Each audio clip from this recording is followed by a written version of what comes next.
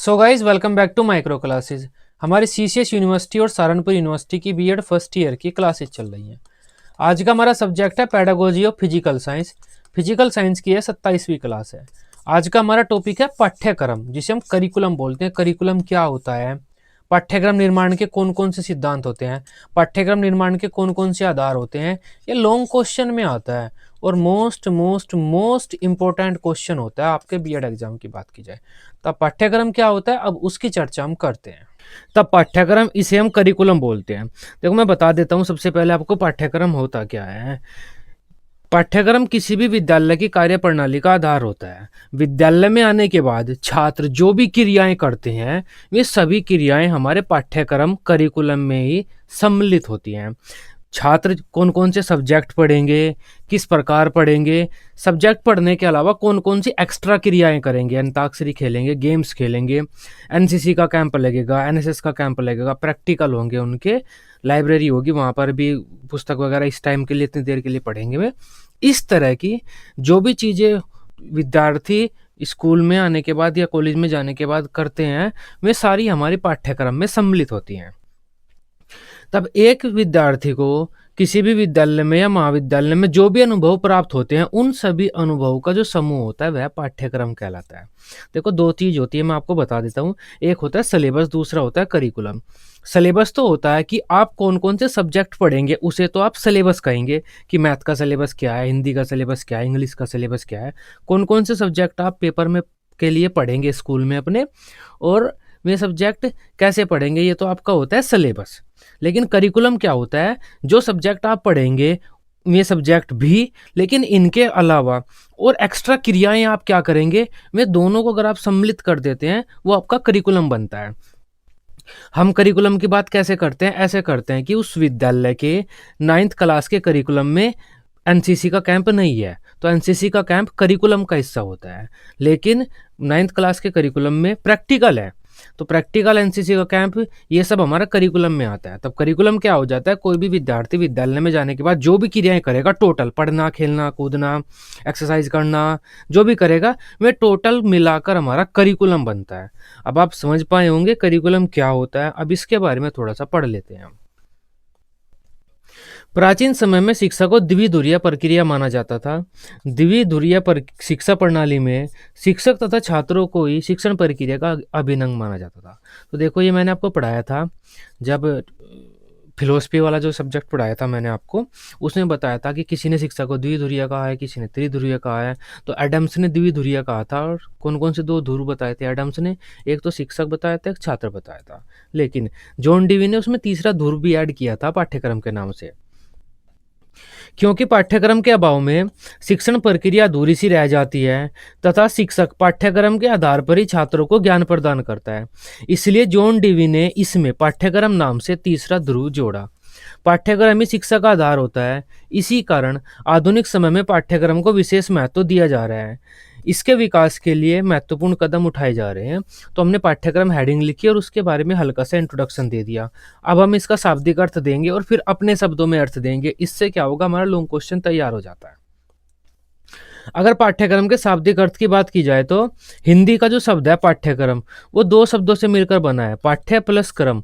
पाठ्य का तो अर्थ होता है पढ़ने योग्य, पाठ्य हम किसे बोलते हैं, जिसे हम पढ़ते हैं। क्रम का अर्थ होता है व्यवस्था।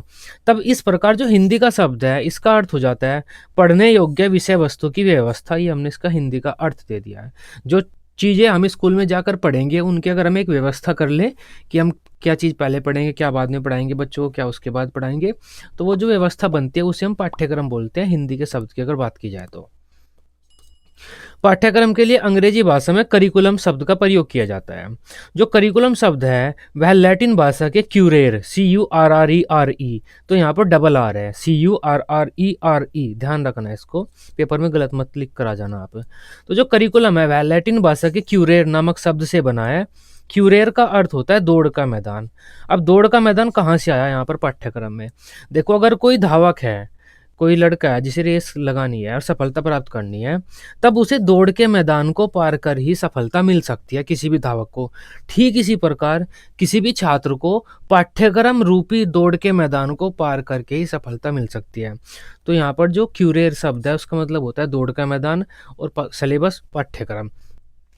तो दोनों सिमिलर हो जाते हैं। कोई धावक दौड़ के मैदान को पार कर अपनी सफलता प्राप्त करेगा, ठीक इसी प्रकार कोई भी छात्र पाठ्यक्रम रूपी दौड़ का मैदान समझ लीजिए उसे पार कर अपनी सफलता प्राप्त करेगा। तो दोनों सिमिलर हो जाते हैं इस तरह से। यहाँ पर दो शब्द दौड़ व मैदान प्रयुक्त हुए हैं। मैदान का अर्थ होता है पाठ्यक्रम से और दौड़ का अर्थ होता है छात्रों की क्रियाओं से। जिस प्रकार कोई धावक दौड़ के मैदान को पार कर ही सफल हो सकता है, ठीक उसी प्रकार छात्रों की सफलता भी पाठ्यक्रम रूपी दौड़ के मैदान को पार करके ही संभव होती है।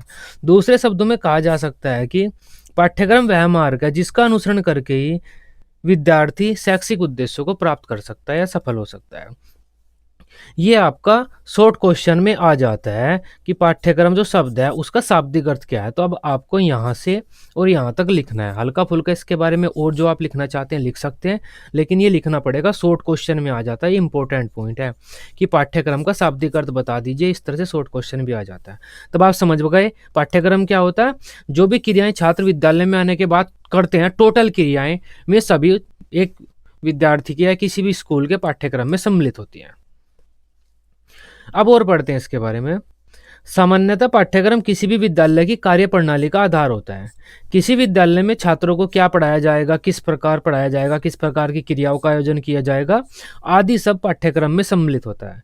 इस प्रकार कहा जा सकता है कि विद्यालय में शिक्षक एवं शिक्षार्थी द्वारा सुनिश्चित उद्देश्य की प्राप्ति के लिए विद्यालयों तथा महाविद्यालयों में किए जाने वाले क्रियाकलापों का समूह ही पाठ्यक्रम कहलाता है। तो यहाँ पर वही बात लिखी हुई है, जो हमारे शैक्षिक उद्देश्य हैं उनकी प्राप्ति के लिए स्कूल व कॉलेजेस में जो भी सारी क्रियाएं होती हैं उन सभी को हम पाठ्यक्रम बोलते हैं। देखो पाठ्यक्रम में तो सारी क्रियाएं सम्मिलित हो जाती हैं। अगर हम किसी स्कूल का पाठ्यक्रम बना रहे हैं तब हमें पूरा बनाना पड़ेगा कि बच्चे जब 6th क्लास में आएंगे तो कौन सी क्रिया पहले करेंगे, कौन सा गेम हम उन्हें खिलाएंगे, जो हमारी क्लासरूम में कौन कौन सी एक्टिविटी कराएंगे हम, इसके अलावा कौन कौन से सब्जेक्ट पढ़ाएंगे, उस सब्जेक्ट में क्या क्या पढ़ाएंगे।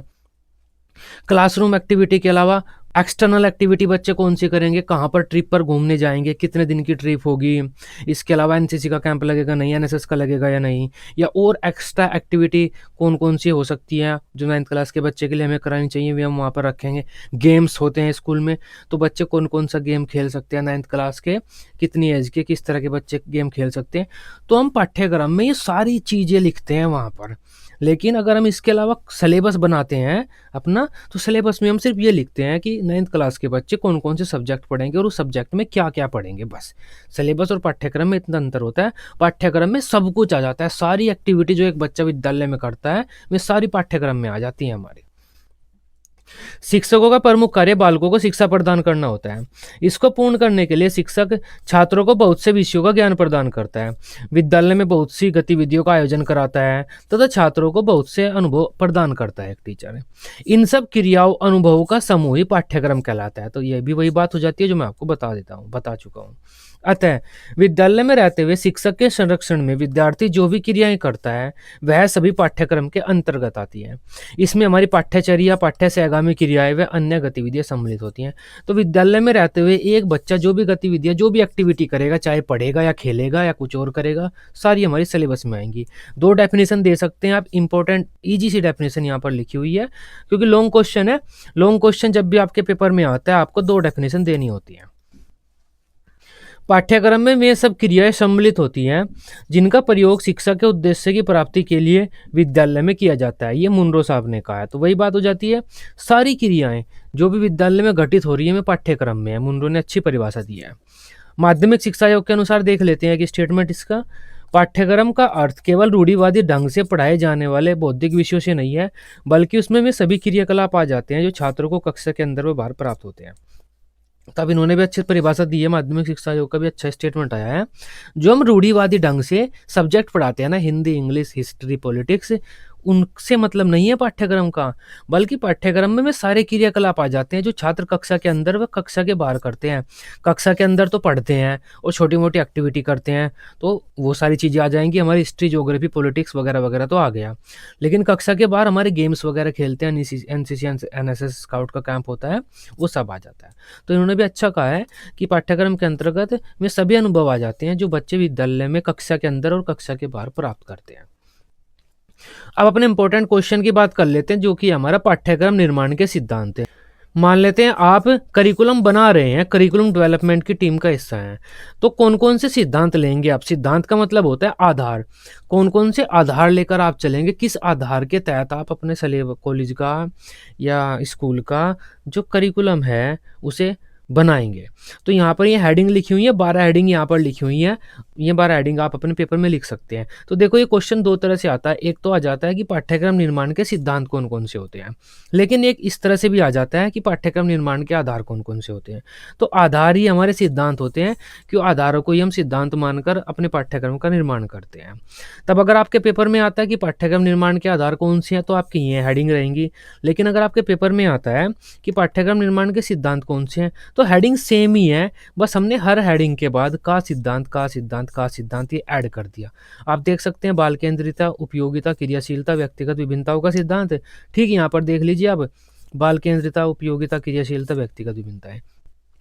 तो हेडिंग सारी सेम है, बस हमने का सिद्धांत ऐड कर दिया। ये भी नियम होता है, अगर कोई भी क्वेश्चन आपसे पूछे इसके सिद्धांत बता दीजिए, तो जो भी आपकी हेडिंग है उनमें का सिद्धांत आप ऐड कर दीजिए, आपका हेडिंग बन जाती है। अब एक एक करके इन हेडिंग्स को देखते हैं। आपके पेपर में पूछा जाता है कि सिद्धांत बताइए, तब आप का सिद्धांत लिख देना, और यहाँ पर लिखते हुए ये लिख देना ये भी पाठ्यक्रम का एक सिद्धांत होता है, पाठ्यक्रम का महत्वपूर्ण सिद्धांत होता है, पाठ्यक्रम का सर्वप्रमुख सिद्धांत होता है, ऐसी चीज़ें लिख देना। अगर आपसे पूछा जाए कि पाठ्यक्रम निर्माण के आधार बताइए, तब यहाँ पर आप खाली ये लिख देना बात केंद्रीयता, और यहाँ पर लिखते रहना ये भी पाठ्यक्रम का एक आधार होता है, ये भी पाठ्यक्रम का एक सर्वप्रमुख अच्छा आधार होता है, पाठ्यक्रम इसको आधार मानकर भी बनाया जाता है। तो जो क्वेश्चन में आए वो आप यहाँ पर लिखते रहना, आपका क्वेश्चन अच्छी तरह से आंसर तैयार हो जाएगा। बस जो आए वही लिखना। अब एक एक करके हम अपनी हेडिंग देखते हैं। बाल केंद्रीयता का सिद्धांत, प्रिंसिपल ऑफ चाइल्ड सेंटर्डनेस। देखो आजकल हमारी जो शिक्षा है वो बाल केंद्रित है। आधुनिक मनोविज्ञान आया है, मनोविज्ञान ने क्या कहा है, छात्रों को केंद्र में रखकर शिक्षा प्रदान करो, छात्रों के लिए शिक्षा प्रदान करो। एक फेमस स्टेटमेंट होता है, शिक्षा छात्रों के लिए है, छात्र शिक्षा के लिए नहीं है। ये भी स्टेटमेंट आप लिखना चाहते हैं लिख सकते हैं। तो शिक्षा छात्रों के लिए है, छात्रों को केंद्र में मानकर छात्रों के तहत अपनी शिक्षा की व्यवस्था करो। जैसे बच्चे वैसी शिक्षा हमारी, बच्चे इंटेलिजेंट, हमारी शिक्षा टफ हो जाएगी, थोड़ी सी अच्छे लेवल की हो जाएगी। बच्चे अगर हमारे कम इंटेलिजेंट हैं तो हम अपनी शिक्षा की व्यवस्था भी थोड़ा इजी वे में करेंगे। तो बच्चों को मानकर अपनी शिक्षा की व्यवस्था करो। तो वही बात हमारे पाठ्यक्रम पर भी लागू होती है। अगर आप पाठ्यक्रम का निर्माण कर रहे हैं तो अपने बच्चों को देखेंगे, बच्चे कैसे हैं, उनकी रुचि कैसी है, उनकी प्रतिभा कैसी है, कितने प्रतिभाशाली हैं, उनकी योग्यताएं कैसी हैं, जो उनका इंटरेस्ट है वो किस चीज़ में है। तो ये सारी चीज़ें देखकर आप अपने सिलेबस का निर्माण करेंगे, अपने करिकुलम का निर्माण करेंगे। किसी भी विषय का पाठ्यक्रम बनाते समय हमें ध्यान रखना चाहिए कि वह पाठ्यक्रम छात्रों को केंद्र में रखकर बनाया गया हो।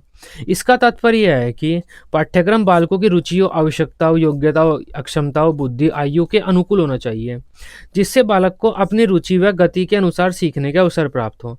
आधुनिक शिक्षा व्यवस्था मनोवैज्ञानिक सिद्धांतों के इर्द गिर्द घूमती है तथा मनोविज्ञान में भी बाल केंद्रित शिक्षा पर बल दिया जाता है। तो यहाँ पर आप ये भी लिख सकते हैं कि ये बाल केंद्रिता का सिद्धांत हमारे इस पाठ्यक्रम का एक महत्वपूर्ण सिद्धांत है।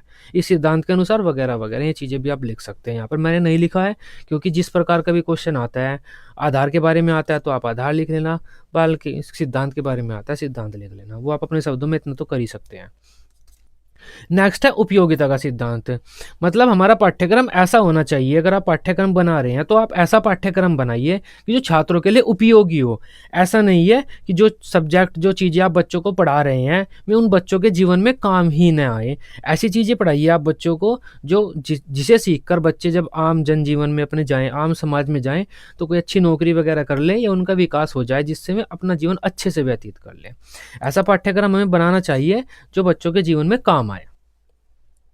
पाठ्यक्रम निर्माण का एक महत्वपूर्ण सिद्धांत है, यहाँ पर आधार लिख लेना आप, कि पाठ्यक्रम में उन प्रकरणों, क्रियाओं एवं वस्तुओं को सम्मिलित करना चाहिए जिनका किसी न किसी रूप से बालकों के वर्तमान जीवन में संबंध हो और साथ ही में उनके भावी जीवन के लिए उपयोगी हो।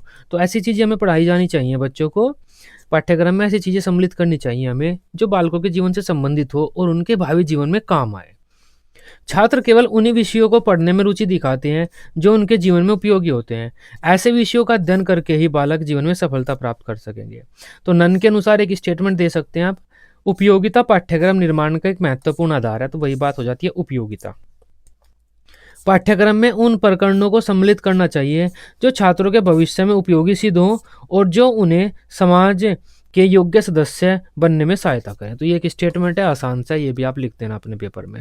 नेक्स्ट है हमारा क्रियाशीलता का सिद्धांत। ऐसा पाठ्यक्रम होना चाहिए हमारा जिसमें छात्र सक्रिय रहें, कुछ कार्य करें। ऐसा नहीं है बच्चे हमारे क्लासरूम में बैठे हुए हैं और चुपचाप टीचर के लेक्चर सुन रहे हैं और उनका सिलेबस पूरा हो गया, करिकुलम पूरा हो गया। ऐसा नहीं होना चाहिए। क्रियाशीलता का भी एक सिद्धांत होता है हमारे पाठ्यक्रम का। हमें पाठ्यक्रम को ऐसा बनाना चाहिए कि बच्चे खुद एक्टिव हो, खुद एक्टिव रहकर कुछ काम कर रहे हैं। आधुनिक समय में छात्रों को सक्रिय रखकर ज्ञान प्रदान करने पर बल दिया जाता है। अतः हमें विभिन्न विषयों के पाठ्यक्रम का निर्माण करते समय क्रियाशीलता के सिद्धांत का पालन करना चाहिए। इससे तात्पर्य यह है कि पाठ्यक्रम में रचनात्मक क्रिया को स्थान देना चाहिए जिससे बच्चों को क्रिया करने के अधिक से अधिक अवसर प्राप्त हों, जैसे मॉडल बनाना, कोई उपकरण या यंत्र बनाना, खेल खेलना, आकृति बनाना। इसके जो हमारे एक्स्ट्रा करिकुलर एक्टिविटीज़ होती हैं, में भी आप यहाँ पर लिख सकते हैं। कोई प्रोजेक्ट वगैरह आप बनाते हैं, एक्स्ट्रा गेम होते हैं हमारे स्कूल के साथ में, गेम हम बच्चों को खिला सकते हैं। विषय के क्रिया प्रदान होने से छात्र व्यवहारिक रूप में करके सीखते हैं। इससे सीखा हुआ ज्ञान स्थायी होता है। तो मतलब बच्चे शांत न बैठे रहें, चुपचाप क्लासरूम में अपनी सीट पर बैठे हैं, ऐसे न बैठे रहें, कुछ ना कुछ करते रहें। अगर बच्चे कर करके सीख रहे हैं या एक्टिव हैं तो बच्चों का विकास अच्छा होगा इससे। नेक्स्ट है हमारा व्यक्तिगत विभिन्नताओं का सिद्धांत, थियरी ऑफ इंडिविजुअल डिफरेंसेस। देखो सभी बच्चे अलग अलग होते हैं, कोई भी दो बच्चे बिल्कुल समान नहीं होते, तब सब बच्चे अलग अलग हैं। इस चीज़ का भी हमें ध्यान रखना चाहिए अपने पाठ्यक्रम का निर्माण करते टाइम। अपना पाठ्यक्रम में इस प्रकार बनाना चाहिए कि सभी बच्चों की रुचि अलग अलग है, तो सब बच्चे अपनी रुचि के अनुरूप अपने सब्जेक्ट का चयन कर सकें। तो सब बच्चे अलग अलग हैं ना, इस चीज़ का हमें ध्यान रख भी अपने पाठ्यक्रम का निर्माण करना चाहिए। ये भी हमारे पाठ्यक्रम निर्माण का एक सिद्धांत होता है। आधुनिक मनोविज्ञान की माने तो संसार में कोई भी दो बालक बिल्कुल एक जैसे नहीं होते, उनमें कोई ना कोई अंतर अवश्य होता है। इसे ही व्यक्तिगत विभिन्नता कहते हैं। अतः पाठ्यक्रम का निर्माण करते समय हमें इस बात पर ध्यान देना चाहिए कि कक्षा में विभिन्न प्रकार के बालक होते हैं, उनकी रुचि, बुद्धि, आयु, सीखने गति आदि भिन्न होते हैं, तथा हमें अपने पाठ्यक्रम में ऐसे प्रकरणों को स्थान देना चाहिए जिससे इन व्यक्तिगत विभिन्नताओं को भरा जा सके। तो अलग अलग बच्चे अपने अलग अलग प्रकार के चैप्टर, बुक, सब्जेक्ट ले सकते हैं वगैरह वगैरह। इन चीज़ों का हमें ध्यान रखना चाहिए। नेक्स्ट है हमारा समाज केंद्रियता का सिद्धांत। हमें अपने पाठ्यक्रम का निर्माण इस प्रकार करना चाहिए जिससे हमारा समाज केंद्र में रहे। हम अपने समाज की आवश्यकताएं, अपने समाज की भौतिक स्थिति, आर्थिक स्थिति आदि को ध्यान में रखकर अपने पाठ्यक्रम का निर्माण करें। तो पाठ्यक्रम निर्माण का जो केंद्र होता है, यह एक सिद्धांत हमारा समाज भी होता है। समाज को देखकर भी हमें अपने पाठ्यक्रम का निर्माण करना चाहिए। जैसे अमेरिका जैसा डेवलप्ड नेशन है, सभी वहाँ पर जो चीज़ें हैं वे आजकल इलेक्ट्रॉनिक ही होती जा रही हैं। तो अगर मैं अपने पाठ्यक्रम में ज़्यादातर चीज़ें अपनी पेन पेंसिल से लिखने वाली करें, बच्चे पेन का यूज करके करें, तो उनके समाज के आधार पर वो नहीं होगा। तो इस चीज़ का हमें थोड़ा सा ध्यान रखना पड़ता है। जैसा हमारा समाज वैसी हमें चीज़ें अपने पाठ्यक्रम में रखनी पड़ती हैं। हमें पाठ्यक्रम का निर्माण करते समय समाज को भी ध्यान में रखना चाहिए तथा समाज को केंद्र में रखकर ही पाठ्यक्रम का निर्माण करना चाहिए। प्रत्येक समाज अपने बालकों के लिए शिक्षक की व्यवस्था करता है तथा शिक्षक के द्वारा अपने समाज में आवश्यक परिवर्तन लाना चाहता है तथा अपनी आवश्यकताओं की पूर्ति चाहता है। अतः हमें ऐसे पाठ्यक्रम का निर्माण करना चाहिए जिससे समाज की इन आवश्यकताओं की पूर्ति हो सके, जो हमारे समाज के अनुरूप हो और जिससे छात्र अपने आप को समाज में समायोजित कर सके और हमारा समाज प्रगति के मार्ग पर आगे बढ़ सके। इस प्रकार का पाठ्यक्रम का निर्माण करना चाहिए। ये भी हमारे पाठ्यक्रम निर्माण का एक सिद्धांत होता है। नेक्स्ट है हमारा समन्वय का सिद्धांत, कोऑर्डिनेशन। कोऑर्डिनेशन से मतलब होता है कि जो भी हम सिलेबस बच्चों का करिकुलम बना रहे हैं, उस करिकुलम में काफ़ी सारे सब्जेक्ट होते हैं, उन सब्जेक्ट में आपस में संबंध होना चाहिए। जैसे हमारा मैथ है, मैथ हम पढ़ते हैं, मैथ में जो चीज़ें हमने पढ़ ली वे सारी चीज़ें हमारी फिजिक्स में काम आती हैं। तो मैथ में अगर आपने कुछ पढ़ लिया है, मान लेते हैं अवकलन समाकलन आपने मैथ में पढ़ लिया है, फिर आप फिजिक्स पढ़ रहे हैं, फिजिक्स में अवकलन समाकलन लग रहा है तो आपका मन लगता है उस क्वेश्चन को करने में, आप जल्दी से कर लेते हैं, अरे ये तो मैंने पढ़ा हुआ है सर जी, इसको तो मैं बता दूंगा कैसे होना होता है। तो इन चीज़ों में संबंध हुआ ना, इससे बच्चे अच्छा सीखते हैं। इसके अलावा जो फिजिक्स में चीज़ है, आपने कोई टॉपिक फिजिक्स में पढ़ लिया, फिजिक्स में पढ़ने के बाद आप देखते हैं उस जैसा ही कोई टॉपिक आपको मिलता है केमिस्ट्री में, तो फिजिक्स और केमिस्ट्री में आपका संबंध हो जाता है। अणु परमाणु वाली में चीज़ें फिजिक्स केमिस्ट्री में सेम मिलते हैं। इसके अलावा केमिस्ट्री में आपने इक्वेशन पढ़ी, काफ़ी सारी इक्वेशन पढ़ते हैं, कुछ इक्वेशन आपको मिलेंगी वहाँ पर जाने के बाद बायोलॉजी में, चीज़ें समीकरण बायोलॉजी में मिलती हैं, हमारे शरीर में केमिकल रिएक्शन वगैरह होती हैं, तो मैं चीज़ें आप बायोलॉजी में समीकरण पढ़ती हैं। तो इस तरह सभी सब्जेक्ट में संबंध हुआ। इसके अलावा चाहे आप केमिस्ट्री ले लें, चाहे आप बायोलॉजी ले लें, मैथ के क्वेश्चन तो वहाँ पर भी आएंगे हल्के फुल्के से, चाहे हल्का फुल्का आएगा तो इस तरह से संबंध हो जाता है। इसके अलावा अगर आप उनकी बात करते हैं दूसरे हमारे सामाजिक सब्जेक्ट की, तो हिस्ट्री, ज्योग्राफी, पॉलिटिक्स वगैरह, इनमें भी संबंध होना चाहिए।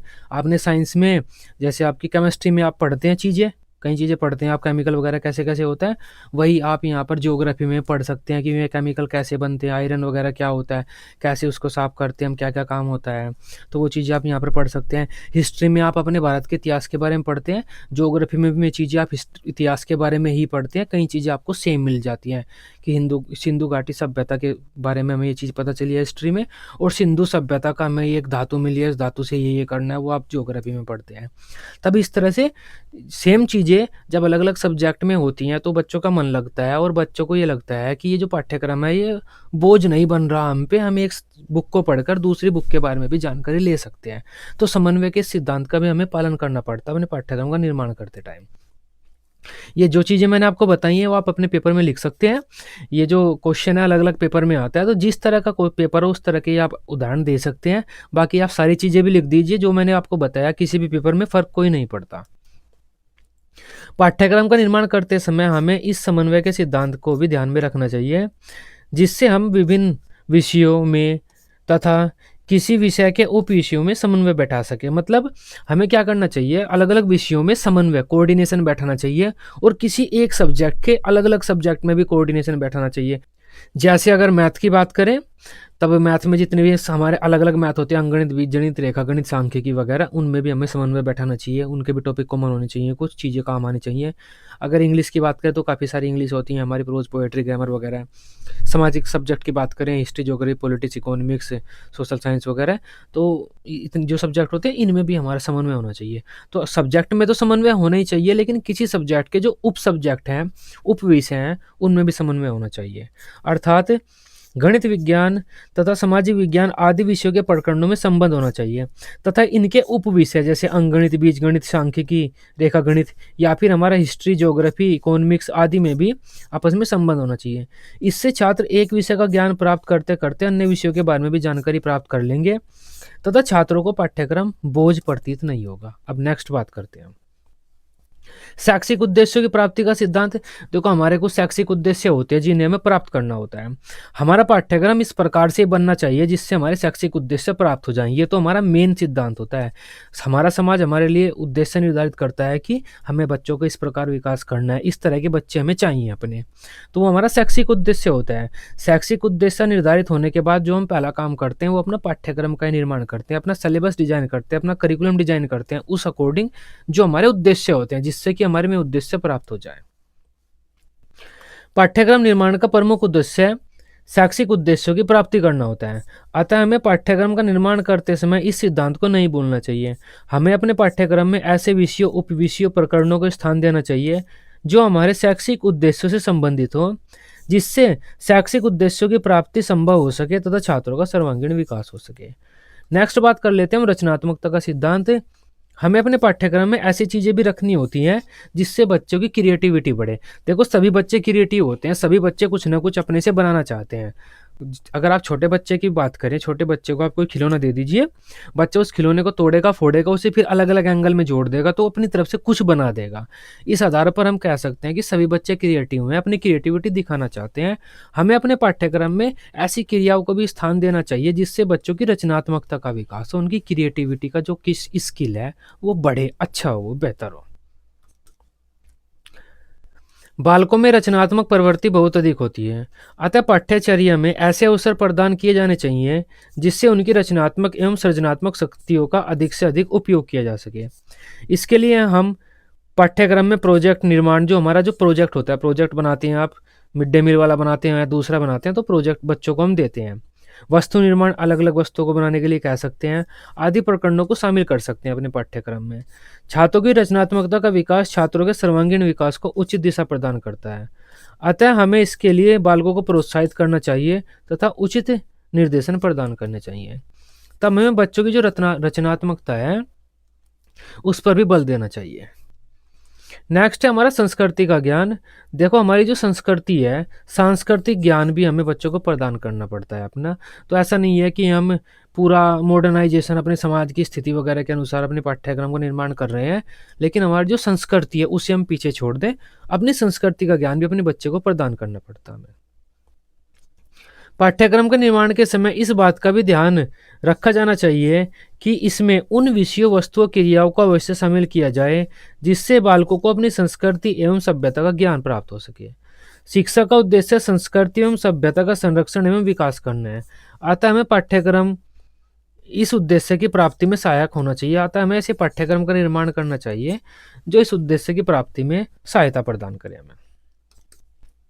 अवकाश के सदुपयोग का सिद्धांत, principle of using free time properly. देखो, जो हमें अपने पाठ्यक्रम का निर्माण इस प्रकार करना चाहिए कि जिससे बच्चों के अवकाश का भी सदुपयोग हो सके। जो बच्चों के पास खाली टाइम है उसमें भी कुछ आलतू फालतू की क्रियाओं में न लगे, उसका अच्छी तरह से प्रयोग कर सके। वर्तमान समय में अवकाश के समय का भी सदुपयोग करने पर बल दिया जा रहा है, क्योंकि अगर अवकाश के उपयोग का बालक को सही प्रशिक्षण नहीं दिया जाता तब उसके गलत दिशा में जाने की संभावना अधिक रहती है। अतः पाठ्यक्रम इस प्रकार का होना चाहिए जो बालकों को अवकाश में पढ़ने व कार्य करने के लिए प्रशिक्षित कर सके। इससे छात्रों को समय का सदुपयोग करने की आदत पड़ती है। अब नेक्स्ट बात कर लेते हैं हम भविष्य चेतना का सिद्धांत।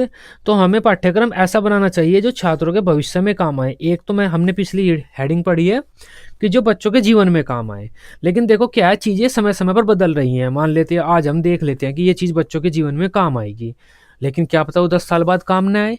तो हमें भविष्य के बारे में सोचकर कि आगामी भविष्य में क्या चीजें हो सकती हैं, उनके आधार पर अपने पाठ्यक्रम का निर्माण करना चाहिए। हमें पाठ्यक्रम का निर्माण भविष्य को ध्यान में रखकर करना चाहिए, क्योंकि समाज की प्रकृति ऐसी होती है कि उसमें परिवर्तन होता रहता है। समाज में निरंतर परिवर्तन होता रहता है, अतः ऐसा हो सकता है कि जिन सिद्धांतों और वस्तुओं के बारे में आज हम छात्रों को जानकारी प्रदान कर रहे हैं, कल उनकी जरूरत ही न रहे, कोई अन्य वस्तु या सिद्धांत उनकी जगह घेर ले। तो इसलिए हमें भविष्य के बारे में सोच विचार करें कि भविष्य में कौन कौन सी चीज़ें आ सकती हैं, आगामी भविष्य में समाज में क्या क्या परिवर्तन हो सकते हैं, उनके आधार पर अपने पाठ्यक्रम का निर्माण करना चाहिए।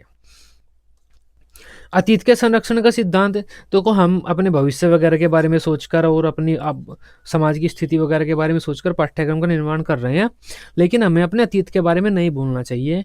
जो हमारी चीज़ें घटित हो चुकी हैं हमारे साथ, उनकी जानकारी भी हमें अपने बच्चों को देनी होती है। तो आप हिस्ट्री के माध्यम से भी जानकारी अपने बच्चों को दे सकते हैं। इसके अलावा जो भी आप दूसरा सब्जेक्ट पढ़ रहे हैं, ज्योग्राफी, केमिस्ट्री, फिजिक्स, उसमें भी जो टॉपिक आप पढ़ रहे हैं उसकी हल्की सी हिस्ट्री आपको बतानी चाहिए। इससे बच्चों को क्या पता चलेगा, अपने अतीत के बारे में पता चलेगा कि हमसे पहले हमारे समाज में क्या क्या हो चुका है, कैसी कैसी स्थिति थी हमारे समाज में। नेक्स्ट है हमारा भविष्य के आधार पर पाठ्यक्रम का निर्माण करते करते हमें अपने भूत को भी नहीं भूलना चाहिए। हमें छात्रों को अपने अतीत का ज्ञान भी प्रदान करना चाहिए, इससे हमारा अतीत संरक्षित रहता है। इतिहास विषय के माध्यम से हम छात्रों को अपने इतिहास से परिचित कराते हैं। इसके अलावा भी अन्य विषयों के शिक्षण में हमें उन विषयों के इतिहास और जो टॉपिक हम पढ़ा रहे हैं उस टॉपिक के इतिहास से छात्रों को परिचित कराना चाहिए। इससे जो हमारा अतीत होता है वह संरक्षित रहता है। तभी आज का हमारा टॉपिक था करिकुलम क्या होता है। आई होप इस टॉपिक को अब आप आसानी से समझ पाए होंगे। वीडियो अच्छी लगी हो आप इसे अपने बीएड ग्रुप में दोस्तों के साथ शेयर कर सकते हैं। बीएड की सभी सब्जेक्ट की डेली रेगुलर क्लासेस लेने के लिए आप इस चैनल को सब्सक्राइब कर सकते हैं। Till then, bye bye.